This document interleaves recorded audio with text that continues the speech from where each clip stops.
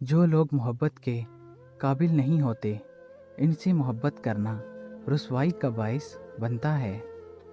حقیقی دوست وہ ہے جو اس وقت تمہیں اپنائے جب تم خالی ہاتھ ہو۔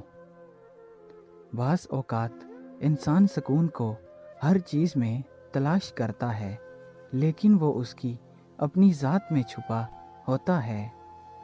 بات چیت کرنے سے انسان کی عقل مندی میں اضافہ ہوتا ہے، لیکن تنہائی وہ سکون ہے جہاں سے عظیم لوگ جنم لیتے ہیں۔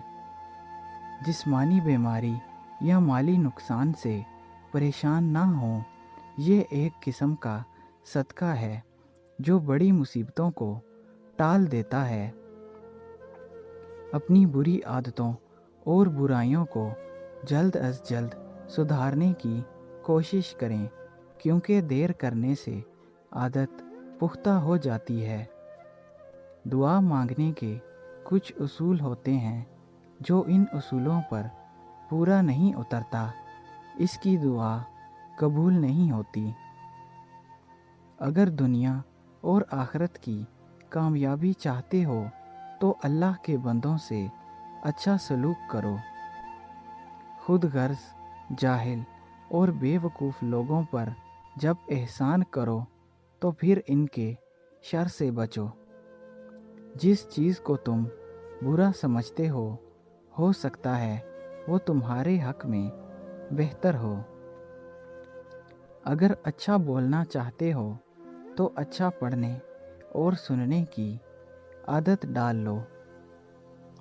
مشکلات اللہ کی طرف سے اشارہ ہوتی ہیں تاکہ انسان لاپرواہی چھوڑ کر سنجیدہ ہو جائے۔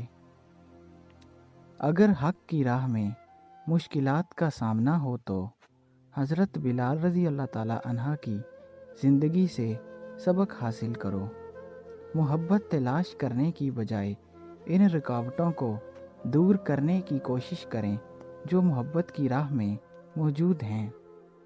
جس طرح دہی سے دوبارہ دودھ نہیں بن سکتا، روٹی دوبارہ گندم نہیں بن سکتی، اسی طرح بالغ دوبارہ بچہ نہیں بن سکتا۔